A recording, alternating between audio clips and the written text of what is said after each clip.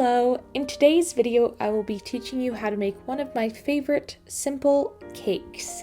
So we're going to start out by making the base of the cake by combining 1 cup of butter cut into pieces along with 8 ounces of chocolate, and we are going to heat this over a pot of simmering water until it melts and becomes smooth, and then we're going to remove that from the heat and set it aside.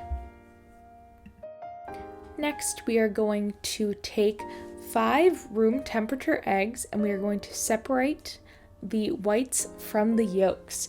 Now, this cake does not have any leavening agent in it like baking soda or baking powder.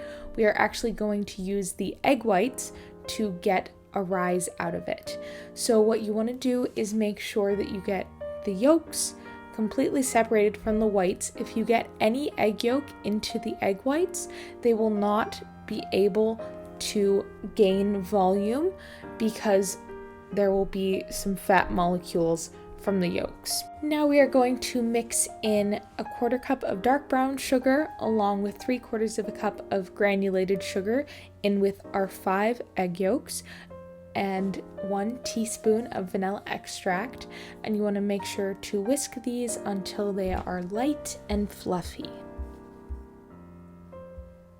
And then we're going to add in a 1/4 cup of ground almonds as well as 1/2 cup of flour. And this cake is actually very easy to make gluten-free. Since there's so little flour in it, you can just substitute it for a gluten-free flour and it's very hard to notice. And then we're going to add in our chocolate mixture, making sure to combine it so that there are no streaks and the chocolate is thoroughly combined. Now we'll get started on whisking our egg whites.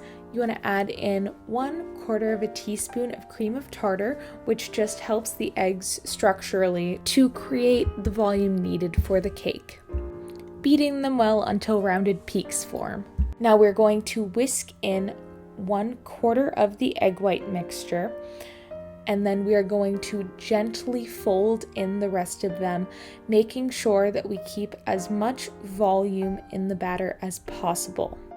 Now we are going to take our 8-inch springform pan and prepare it. You want to butter the pan and then cut out a disc of parchment paper for the bottom and butter that as well. Now we're going to pour in our cake batter, and you want to make sure that as you get to the bottom, you give it another quick fold just to make sure that there aren't any parts of the batter that haven't been fully combined. Now we are going to pop that into an oven, preheat to 375 degrees for about 50 to 55 minutes, or until a cake tester inserted to the middle comes out clean. And as you can see, it has definitely gained some height, which is what you want to see, but it will fall a little bit once it is out of the oven and the top will become flat rather than domed. Now we're going to get started on the glaze. You want to combine 8 ounces of chocolate along with 8 ounces of butter and 1 tablespoon of corn syrup. Once again, heating this over a pot of simmering water until it melts completely and becomes smooth. And by adding the tablespoon of corn syrup, it gives the glaze a nice shiny and glossy finish. And we're just going to set that aside to cool a little bit.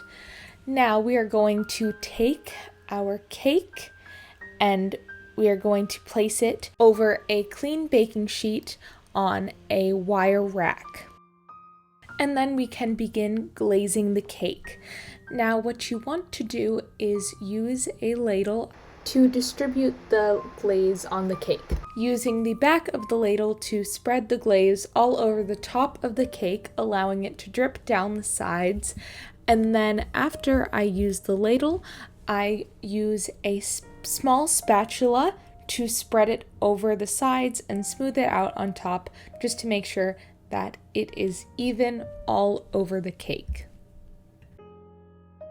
And you could leave the cake like this, or you could decorate it. Today I decided to decorate it using some raspberries and some almonds, and I just cut some of them up to give it some variety.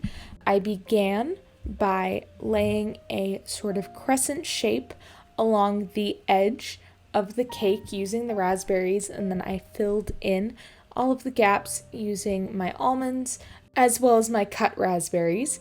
And then I actually used some of the leftover ground almonds to sprinkle along the top, and then I finished it off with a light dusting of powdered sugar. I also transferred the cake to a cake stand, but you can always just leave it on a plate. Don't forget to like and subscribe if you enjoyed, and as always, the recipe will be in the description below. Thank you so much for watching.